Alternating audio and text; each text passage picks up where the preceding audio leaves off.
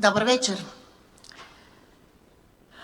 Уважаема госпожо Пасаривакис, Ваши превъзходителства, уважаеми господин Радев, уважаеми дами и господа! Благодаря Ви за тази чудесна възможност да се срещнем тази вечер и да обменим мисли, предложения, идеи по толкова важни въпроси, които госпожа Хауей преди малко начерта. Сигурна съм, че този списък може да бъде още по-голям. Живеем в едно изключително трудно време, с много сериозни знакови промени, както тук на национално ниво в България, така и в международен план. Впрочем, сигурна съм, че днес, след цялата дискусия, можем да си отговорим и на още един въпрос. Дали световните лидери, европейските лидери, лидерите в България и ръководителите на държавите съзнават, че ръководят страни в един изключително променен свят. Тази вечер ще говорим повече за въвеждането на еврото в България от 1 януари 2026 година.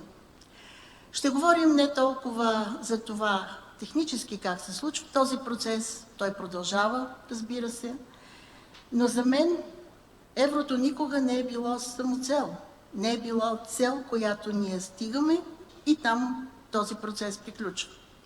Напротив, като всяка парична единица, обща за европейското ни семейство, в случая, еврото е само инструмент за постигането на много по-големи цели.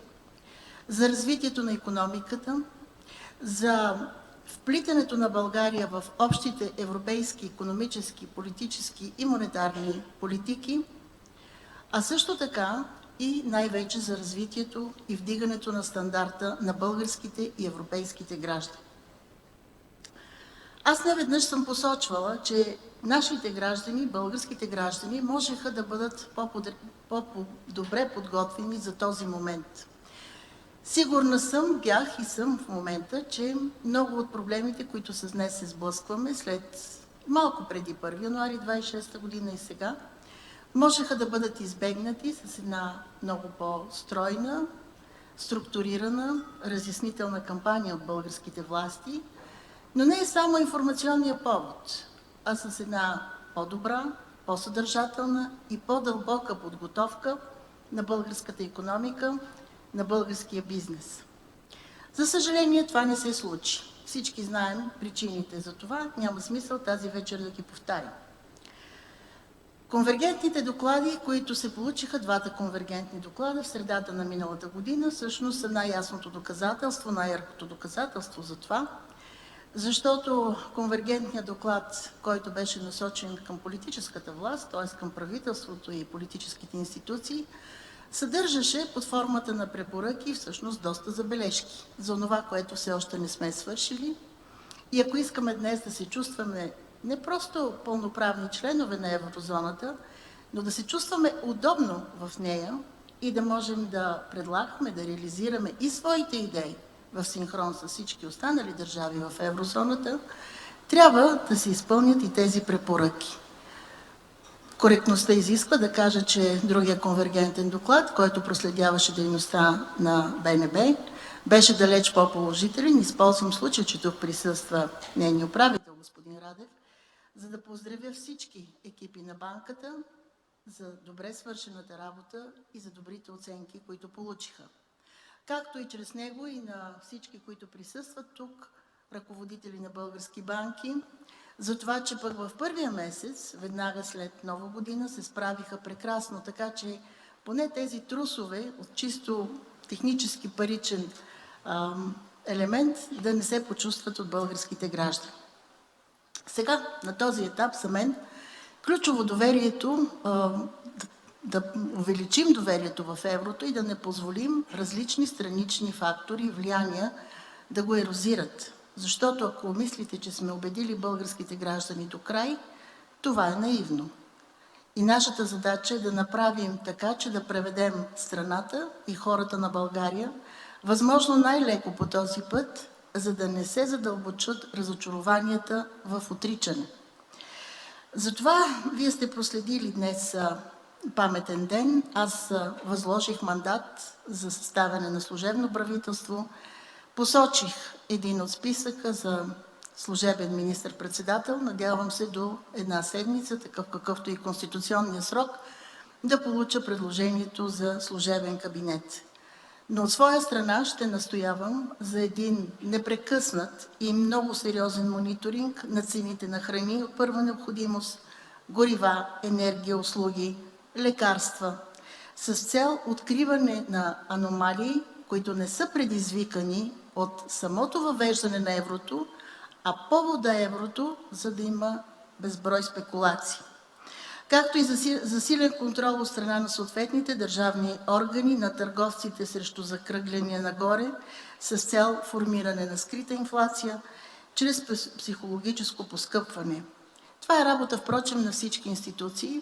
Днес една от моите препоръки към бъдещото правителство беше именно тази.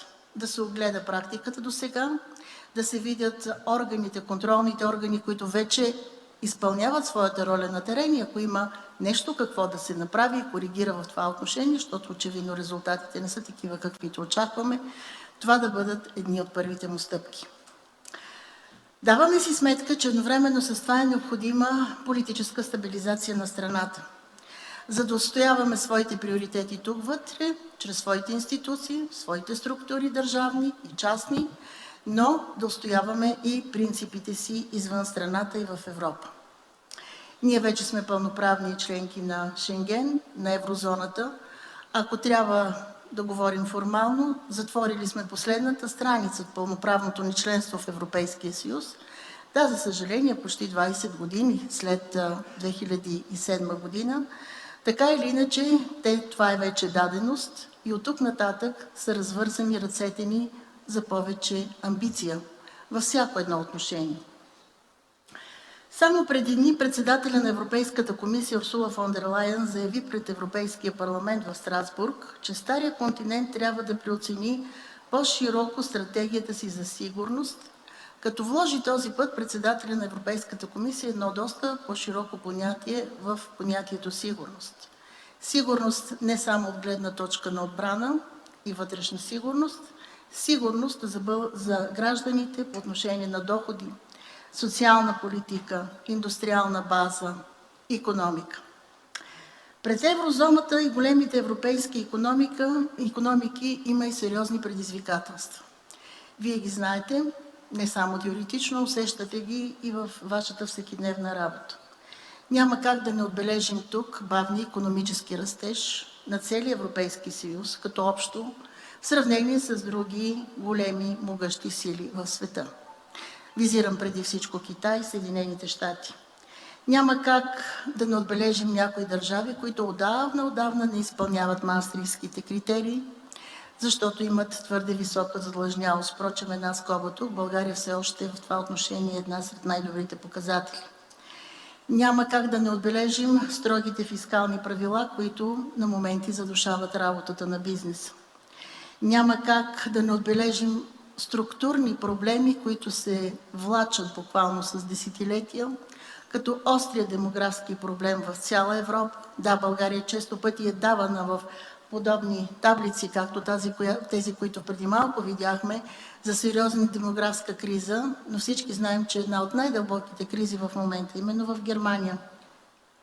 Няма как да не отбележим и високата принадена стойност на европейското производство. Разбира се, има и някои неща, които самите ние не сме направили вътре в Европейския съюз, защото обичаме да говорим за единен пазар, но ако трябва да отговорим честно на въпроса дали сме построили онзи единен пазар, който трябваше според първоначалните конструктори на европейската икономика, дали това е задоволително, и струва ми се, че отговорът е не. Аз лично съм привърженик на идеята за по-дълбока икономическа интеграция вътре в рамките на Европейския съюз, включително задълбочаването на еврозоната и укрепването на единния пазар. На превръщането на единния пазар в по-единна и ефективна система, а не просто механичен математически сбор от пазарите на 27-те. Има още много какво да се желае в основни области, водещи до засилване на конкурентоспособност, като енергетика, свързаност, финансови пазари, както и организиране на съвместни производства с висока добавена стойност. А в това отношение просто икономиките в Европа в момента силно изостават и аз дори не мога да посоча един безупречен или силно положителен пример. Искам да отворя, уважаеми дами и господа, една малко по-различна скоба. Изминаха 17 месеца от доклада на Марио Драги, както мнозина с любов го наричат Супер Марио. Нека да си припомним 370 страници, 383 предложения и препоръки. Както казва той, за да избегнем всички заедно бавната агония на Европа. Днес от неговите препоръки, според много авторитетни европейски изследователи и институти, сме изпълнили едва 15%. По 4 точки от препоръките на 6 месеца. Ако продължаваме така, можем да се похвалим в кавички с изпълнение едва през 2035 година. И тук се задава веднага въпроса, дали тогава, през тази година, те вече ще са ни необходими и света отдавна няма да ни е задминал. Съвсем скоро прочетох, че Кристин Лагард е изпратила един чек-лист до ръководителите на държавите членки, в които след това като ги събере, да оформи за себе си становището за Франкфурт, кои са онези структурни реформи, които са най-належащи и какви са предложенията на държавите членки. Направих си труда да видя или поне да се добера до информация дали има държава членка, която е изпратила този отговор. За съжаление, такова потвърждение не получих. А се очакват 5 много важни реформи. Първо, създаването на инвестиционен съюз.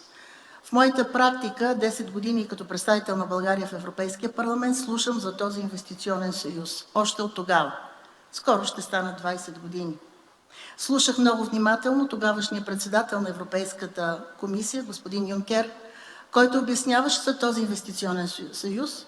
Даже ще припомня на тези от вас, които спомнят тези времена, че трябваше да се мобилизират едни милиарди, стотици милиарди евро от частния бизнес, който заедно с държавния бизнес да построи, например, съвременна инфраструктура в Европейския съюз. Сами знаем докъде и как сме стигнали. Втория приоритет е дигиталното евро. Трето, вдигането на вътрешните бариери. Стратегическа автономия 4 и 5, бюрократичното опростяване. Всъщност, тези 5 приоритета са залегнали в една или в друга степен, макар и не винаги точно така формулирани, но по съдържание са много близки, още в първите теории и въобще в конструкцията такава, каквато си я представяше един Жак Делор. Това е неговото схващане, неговото виждане. Само че от тогава минаха много години. И аз лично съм слушала този наистина велик европеец в моите очи, който казваше, че за съжаление Европа остава на куц крак. Да, единият е здрав, който е повече обърнат към финансовата и паричната политика, но втория, който трябваше да има едно разгърнато понятие и резултати за икономика, за индустрия, за съжаление не съществува. Днес се питаме дали вече фундаменталните ни различия за това как трябва да продължи развитието на европейския проект са едни и същи. Дали по един и същи начин виждаме и защитаваме този проект. Сигналите, казвам мое мнение, в случая моя гледна точка, сигналите са много различни. Да, те на този етап са все още много сурови, но все пак човек не може да не долови това различие. Една Франция напоследък говори, защото сме свикнали да говорим оста Франция-Германия, като водещи в европейското семейство, една Франция днес като че ли говори повече за една политика за развитие Made in Europe. Една Германия обръща всичко и акцента преди всичко към развитието на националната си икономика по оста конкурентоспособност, цени и себестойност. Затова се разминаха тези големи държави и в позициите си по отношение на споразумения като Меркосур. Стигна се до това да се отложат, на практика да си кажем честно, блокират от европейските институции, най-вече от Европейския парламент, както впрочем това рефлектира и върху много различни страни и сектори в бизнеса. На този фон за мен беше изключително интересно и някак неочаквано, признавам си, когато след много години отново се възроди идеята и темата се постави на дневен ред за развитието на Европа на две скорости. Аз бях свидетел на това, когато се заговори преди около 10 години, така се поставяше акцент буквално на всички европейски форуми. Била съм свидетел за това как се обсъждаше общ финансов министър на еврозоната, как трябваше всички европейски институции, разбирайте съвет, комисия, парламент, да бъдат разделени на две, да има комисии специално за държавите членки на еврозоната и такива, каквито са извън еврозоната. Тогава тези идеи бяха отхвърлени. Спомняте си един документ, за който едва ли пък днес някой наистина има спомен. Това е така наречената Бяла книга на Юнкер. Бяха направени някои констатации, но прецени се в един момент, че на този етап не е добре да се говори за оси и за разделение в Европа. Защо да си отговорим на въпроса, или поне да се опитаме да си отговорим, защо точно сега, в този изпълнен с конфликти свят, с толкова много несигурност, толкова много нестабилност, отново се постави тази тема? Какво се цели с нея? Впрочем, не зная точно как ще се формулира сега тезата за двете оси, защото това, което лично аз наблюдавам, са много повече оси, които рефлектират и събиране на групи на отделни държави, основно ядро от някогашния Бенелюкс, които започват да прокарват своите интереси, да правят лоби. Естествено, това да рефлектира върху големи инфраструктурни проекти или големи проекти в областта на отбраната. Всичко това много интересно по някакъв начин става една амалгама, която много се надявам, че днес на съвета в Брюксел до голяма степен ще получим яснота, да не си остане само с надеждите. От друга страна, само преди няколко месеца Европейската комисия предложи първия си проект за многогодишната финансова рамка. Признавам си, това е за мен първата такава рамка, която има изцяло преобърната философия, начин на структуриране. Много далеч от всичко това, което сме свикнали до този момент, като оперативни програми, работа и концентрация на средства във фондовете, както и, разбира се, плановете за възстановяване, което знаете, че беше един допълнителен фонд от 800 милиарда, формиран специално за справяне с последствията от COVID. Там има нови неща като модел, т.е. правенето на национални и регионални програми. Там има формиране на един доста сериозен, но много общ фонд, наречен конкурентоспособност.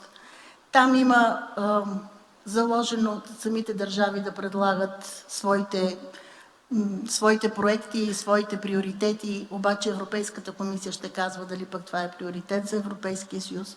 Много въпроси, които на този етап също ще чакат своя отговор. И не случайно една голяма част от тази рамка беше отхвърлена, а и с днешна дата неприета от едни от най-големите страни вътре в Европейския съюз. Впрочем, този проект поставя много въпросителни пред един от основните инструменти на Съюза, който гарантира изравняване на стандарти и солидарност, говоря за селскостопанската програма. На този фон къде е България пред всички тези предизвикателства? Първо, ще кажа личното си мнение, че продължавам да бъда, както винаги, изключителен противник на това Европа да се разделя на скорости. И не само защото помним заветите на Шуман от 1950 година, който говореше за това, че истински обединена Европа се гради върху конкретни постижения, които създават чувството за солидарност, съпричастност и заедност.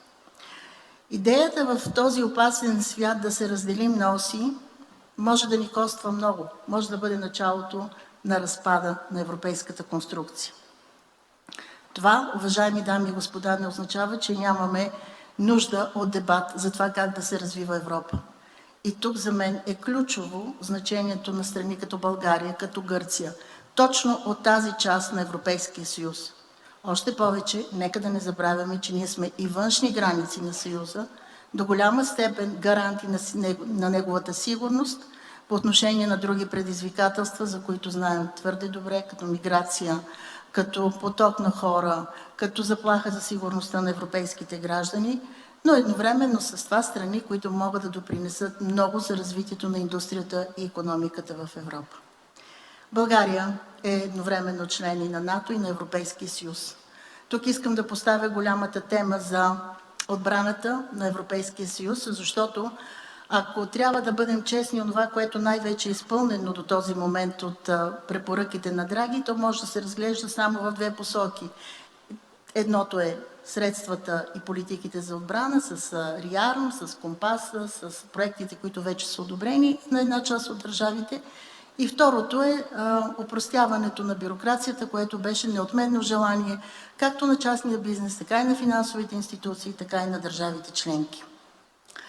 България има много сериозни възможности в това отношение и не случайно бяхме сред първите, които бяхме одобрени за финансиране и за проекти по този нов инструмент, инструмента SAFE, свързан директно с сигурността на Европа. Като част от еврозоната България може да даде и по-голям принос за развитието на иновативна и пълноценна икономика. Надявам се всеки момент да станем член и на Организацията за икономическо сътрудничество. Един също доста дълбок и дълъг процес, който за мен е необясним, тъй като по някой път критериите са за изискванията и критериите към новите държави са много повече, отколкото към старите държави членки. Приемете го това само като лека забележка. Страната ни е на 6-то място в Европейския съюз по добив и преработка на цветни метали, като мед и олово. Имаме изключително развит автомобилен сектор. Вече почти няма европейски автомобил, произведен, който да не съдържа някакъв детайл, елемент, частичка, който да не е произведен в България. Имаме много сериозни възможности и достижения в областта на високите технологии и индустрии.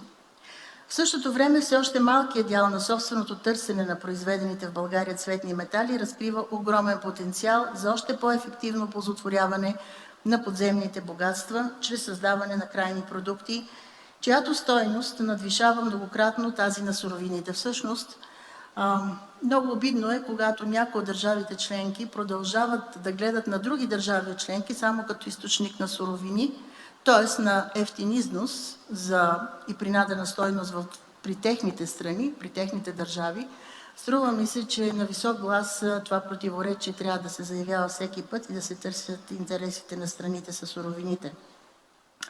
Българските производители имат потенциал да участват в предстоящите трансформации, да произвеждат необходимите за прехода критични и стратегически материали, което ще направи европейската икономика независима от доставките на суровини от трети страни. Впрочем, точно ковида по най-лоши и трагичен начин ни показа колко е зависима Европа и въобще нашия европейски свят от това производство от третите държави.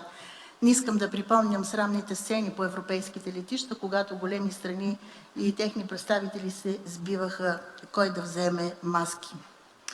България може да бъде иновационен лидер в региона и равностоен партньор в Европейския план за развитие, в иновациите, високотехнологичните и дигиталните сфери. Нека да ви напомня, че имаме един от най-развитите институти за изкуствен интелект, компютърни науки, инсайт. И не случайно България беше сред 6 държави, които Европейската комисия одобри, първи 6 държави, за построяването тук на гигафабрика.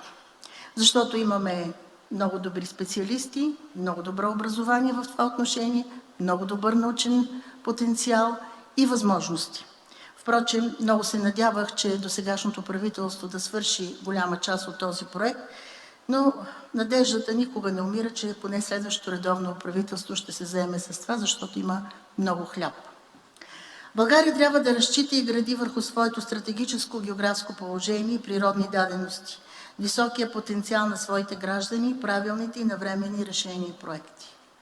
Сега, тук ми позволете също да изкажа едно лично мнение, без да навлизам в опасни води, като създаване на нови групи и регионални съюзи вътре в рамките на Европейския съюз, но моето категорично мнение от години насам е, че в тази част на Европа страните трябва да имат своето много сериозно лоби. Трябва да го създадат заедно и да отстояват заедно интересите си, когато става въпрос за заседания на съвета, срещите на върха, определянето на европейските комисии, работата в генералните дирекции. Защото имаме едни и същи възможности ако ги обединим, ще станем още по-голяма сила. Знаете, че нерядко за юга или за изтока в Европа, в рамките на Европейския съюз, се говори с пренебрежение. Това, което ни липсваше досега за ускоряването на процеса на евроинтеграцията, е ясна, добре обоснована визия за развитието на страната в дългосрочна перспектива. Впрочем, това не е само лош белег на България. Като че ли целият Европейски съюз в момента мисли най-много до следващия ден. Изчезнаха онези големи и визионерски политики и по отношение на икономика, и по отношение на развитие на финанси, и по отношение на социални политики. Европа имаше моменти, уважаеми дами и господа, когато можеше да мисли за доходи, за стандарт на живот. Днес за тези политики, за съжаление, смятаме, че са луксозни. Затова изключително важни са подобни форуми, сблъсък на мнения, възможности за идеи, за гледни точки, за да видим с какво разполагаме, за да можем да преценим какво стои срещу нас, за да можем да видим кои са най-добрите решения, за да се преборим с тези предизвикателства, да надникнем в собствения ни европейски дом. Защото ние се сърдим, че имаме проблеми с наложени мита от страни извън Европейския съюз, но нека да си зададем въпроса как изглеждат бариерите вътре в рамките на Европейския съюз. Тоест, трябва да си свършим и домашното. От все сърце ви желая много успех!